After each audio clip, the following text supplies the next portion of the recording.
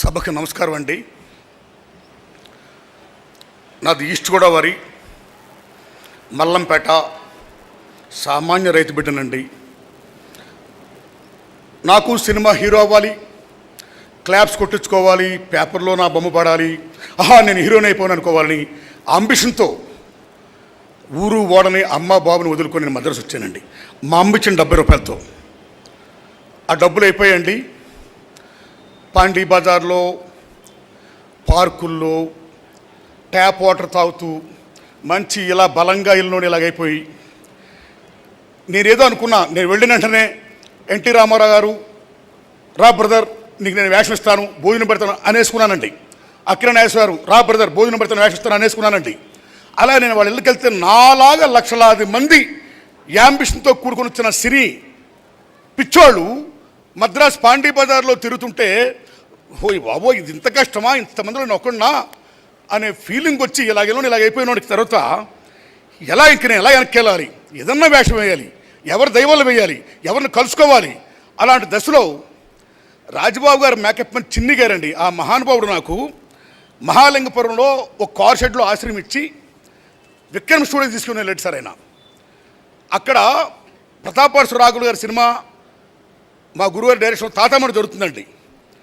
మీరు నమ్మండి సార్, నేను బొమ్మలు వేస్తాను సార్, నాగేశ్వర బొమ్మలు, రామారావు బొమ్మలు, మిమ్మల్ని చూసాల బొమ్మలు నేను వేస్తుంటాను సార్.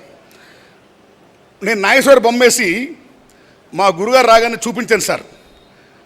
తమ్ముడు అని ఇలా భుజం తట్టాడు. నేను you believe me my friends, ప్రప్రథంగా మద్రాస్ సినిమా ఇండస్ట్రీలో భుజం మీద తమ్ముడు అని ఆప్యాయంగా చేసిన మా గురులో ఉన్న మాననీయ కోణానికి అప్పుడే నేను శిరస్సుని దండం పెట్టేశాను సార్. దట్ ఈస్ దాసన్ అంటారండి, మాననీయ కోణం.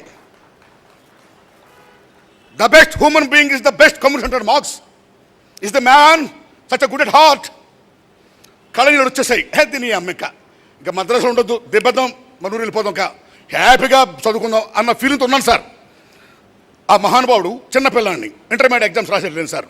ఇప్పుడు ఏం చేస్తున్నా బాబు, ఇలా సార్ ఇంటర్మీడియట్ ఎగ్జామ్స్ రాసి వచ్చాను సార్, నా సినిమా పిచ్చి సార్, నేను హీరో అవ్వాలి సార్, ప్లీజ్ సార్ అన్నానండి. నేను పాస్ అయ్యాను సార్ ఇంటర్మీడియట్ ఎగ్జామ్స్. నువ్వు బిఏ పూర్తి చేసుకొని రా, నేను నీకు తప్పకుండా వేషిస్తాను అన్నాడు సార్ ఆ మహానుభావుడు. నేను బిఏ పాస్ అయ్యి సినిమా ఫీల్డ్కి వెళితే నేడనే సినిమాలో కృష్ణ గారు అబ్బాయి రమేష్ బాబు గారు హీరో అయితే నేను సెకండ్ హీరో సార్. ఆ సినిమా 110 రోజులు ఆడితే సార్ బ్రహ్మాండం హిట్ అయితే నాకు మంచి పేరు వచ్చింది సార్. ఇక్కడ విషయం ఏంటండి, మద్రాసు వెళ్ళిన నన్ను నీ కులం ఏంటి కానీ, నీ మతం ఏంటి కానీ, అసలు నువ్వెవరు అని కానీ ఏమీ అడగకుండా నాకున్న పిచ్చిని తీసుకొని ఆ మహానుభావుడు వేషం ఇచ్చి భరోసా ఇచ్చి ఈవేళ మీ అందరికీ నన్ను ఆదరించి నటుడిగా పరిచయం చేసినందుకు ఆ మహానుభావుడికి దండం పెడుతున్నాను సార్. నన్నే కాదు, నాలా చాలామందికి ఈ భరోసా, ఓ అండ, ఓ దండ. But is a great human being. తర్వాత ఇంకా ఆయన గొప్పతనం గురించి ఏం చెప్పుకుంటామని గొప్పగా రాశారు. ఇక్కడ ఈ మహానుభావులు గొప్పగా రాశారు. తెలుగు చలనచిత్ర పరిశ్రమ దిక్సూచి దాసరి. ఎస్, నిజంగా దిక్సూచి అయినా కలం బలాన్ని, మేధో శక్తిని సమాజానికి పంచిన దాసరి శక్తి. ఎస్, అటువంటి మహానుభావుడైనా తెలుగు చలనచిత్ర పరిశ్రమ ఆత్మబంధువు, నిజంగా ఆత్మబంధువు అయినా. ఆయన గొప్పతనం అండి, భారతదేశంలో సజ్జిత్ రాయ్ చాలా గొప్ప దర్శకుడు, ఇంటర్నేషనల్ ఫేమ్ అండ్ నేమ్, పథేరి పాంచాలితో అలాంటి చిత్రాన్ని నేడా ఓం మనిషి చూసి తీసి మా గురువు కూడా such a great arbitrary director అనుకోండి. ఈజలకు అదూరు గోపాలకృష్ణన్, ఈజలకు Puttanna Kanagal, is Balachander, he is that Satyajit Ray. Good. K Raghavendra గారు మన తరంలో తెలుగు చలనచిత్ర పరిశ్రమ యొక్క కమర్షియల్ బొనాంజాని ఆకాశాన్ని చాటాడు మహానుభావుడైన. అలాగే కె రాఘవేంద్రరావు గారితో కూడా పోటీపడి బొబ్బులి పూలు అన్నాడైనా, ప్రేమాభిషేకం అన్నాడైనా, సర్దార్ పాపరాడు అన్నాడైనా, మనుషులతో ఒకటే అన్నాడైనా. సో రాఘవేంద్రరావు మీకు ఇలాగే నేను కూడా తీస్తానన్నాడైనా.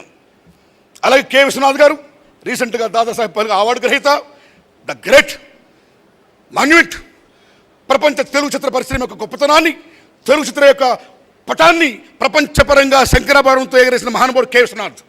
అలాంటి విశ్వనాథ్ గారు మీరు శంకరాభరణం తీస్తే నేను మేఘ సందేశం తీస్తానన్నాడైనా, అక్కడ సక్సెడ్ అయినా. అలాగే బాబు గారు, the great director, aesthetic values, అమోఘమైన సినిమా తీసిన బాబు గారు లాగా నేను శివరంజని, గోరింటాకు అని అలాంటి చిత్రాలు కూడా తీశాడు ఆయన. చివరికి నా అలాంటి వాడు ఓ మాదాల రంగారావు లాంటి వాడు, సమాజపరంగా టీకృష్ణ గారు లాంటి వాడు, ఓ పరుచూరి ప్రదర్శన లాంటి వాడు సమాజపరంగా ఏమైనా చిత్రాలు తీస్తే ఏ నారాయణమూర్తి నువ్వే కాదు నేను కూడా తీస్తాను చూసుకో అని ఒరే రిక్షా ఓసే రామ లాంటి చిత్రాలు కూడా తీశాడు ఆయన. కాబట్టి ఆయన ఈజ్ ఆల్రౌండర్. ఒక్కొక్క కోణంలోనే కాకుండా ఎంతమంది ఉంటారో ఈజ్ లైక్ అక్టోపస్. మొత్తం అలాగ ఆహ్వానించిన మహానుభావుడైన కథ, screen play, director, lyricist, producer, actor, distributor, exhibitor, what not everything అన్నిటినీ మించి తెలుగు చలనచిత్ర పరిశ్రమని హైదరాబాద్ తీసుకురావడానికి అమోఘమైన కృషి చేసిన మహనీయుల్లో ఒక మూల స్తంభాల్లో మా గురువు దాసనారాయణ కూడా ఒకడు. అలాగే కార్మికుల గురించి అన్నింటిలో చెప్పారు హ్యాట్సప్ హ్యాట్సప్ హ్యాట్సప్. సో అలాంటి మహానుభావుడు కళ్ళ ముందే కనపడుతున్నాడు ఆయన. మా గురువు అప్పుడు చనిపోయారా ఏర్పడుతుంది. ఓకే, కాలం చాలా గొప్పది. పోయిన వాళ్ళందరూ మంచోళ్ళు, ఉన్నోళ్ళు పోయినోళ్ళు తీపూర్తున్నాడు. మహాకవి శ్రీశ్రీ గారు అన్నాడు, ఆత్రేయ గారు అన్నట్టు ఆ మహానుభావుడు మన తీపికూర్తిగా మిగిలిపోయాడు ఆయన. అయితే మా గురుగారు అన్న గొప్పతనం ఏంటంటే తాతామాడు నుంచి మొన్నటి సినిమా వరకు, ఆ పరమవీర చక్ర వరకు, యంగ్ ఇండియా వరకు కూడా కుటుంబ విలువల, మన్నీ కోణాల, సమాజపరమా, ఆర్థికపరమా, రాజకీయపరమా ఏ రంగంలో కావచ్చు అన్ని రకాల ఇష్యూస్ టచ్ చేసి సక్సెస్ నిలబడిన మహానుభావుడు దాసనారాయణరావు గారు. అలాగే ఈజ్ త్రిముఖుడైన, 3 ముఖాలు గలవాడైన, ఓ బ్రహ్మ విష్ణు మహేశ్వరులాగా, ఓ సినిమా కళాకారుడుగా, దర్శకుడుగా ఒక ముఖం అయితే, ఒక పత్రికాధిపతిగా 2వ ముఖం, రాజకీయ నాయకుడిగా 3వ ముఖం. 3 ముఖాల్లో కూడా సక్సెస్ అయిన మహనీయుడు దాసరి నారాయణరావు గారు. అంత మహోన్నత వ్యక్తి ఈవేళ మన ముందు లేరు, అయినా మన కళ్ళ ముందే కనపడుతున్నాడు ఆయన. కాబట్టి ఏ ఆశయాల కోసం, ఏ మహోన్నత లక్ష్యం కోసం ఆయన ఈ సినిమా ఫీల్డ్లో కృషి చేశాడో ఆ ఆశయాల్ని, ఆ మహోన్నత లక్ష్యాల్ని మనం ముందు సాగి తీసుకొని వెళ్ళాలి. నేను ఇండస్ట్రీ పెద్దలందరినీ ఒకటే కోరుకుంటున్నా, నివాళి ఆయనకిచ్చే నిజమైన నివాళి ఏమిటి? ఓ పెద్దలారా, ఈవేళ 10 కోట్లు ఉంటే వాళ్ళ హీరో అవ్వచ్చు, తప్పే ఉందండి. వాళ్ళ అబ్బాయిని హీరో చేయాలి, 10 కోట్లు పెడతాడైనా, ఈ గాట్ రైట్. అలాగే వారసత్వం, వాళ్ళ అబ్బాయిలు మాకు ఏ వ్యాపారం ఉంది, మేము సినిమా హీరోలు అవుతాం, మా ఫాదర్లు అవుతారు, అవ్వచ్చు, అవ్వాలి. ఐ మెట్ శారీస్ట్, అందరూ అవ్వాలి, దయించి అందరూ అవ్వాలి. అయితే ఈ భారతదేశంలో కానీ ఈ ప్రపంచంలో కానీ ఓ సినిమా యాక్టర్ అవ్వాలనే అంబిషన్ డబ్బున్న వాళ్ళకి కాదు, పేదవాళ్ళకి కూడా ఉంటుంది. అందుకే అంబేద్కర్ మహానుభావుడు రిజర్వేషన్స్ పెట్టాడు. ఎవరికైతే అవకాశాలు లేవో,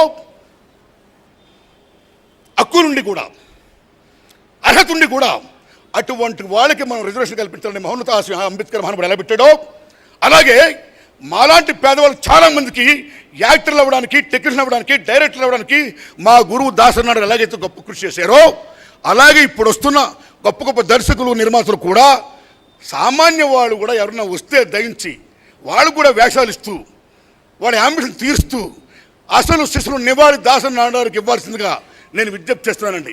నమస్కారం అండి, థ్యాంక్ యూ వెరీ మచ్. ప్రముఖ నిర్మాత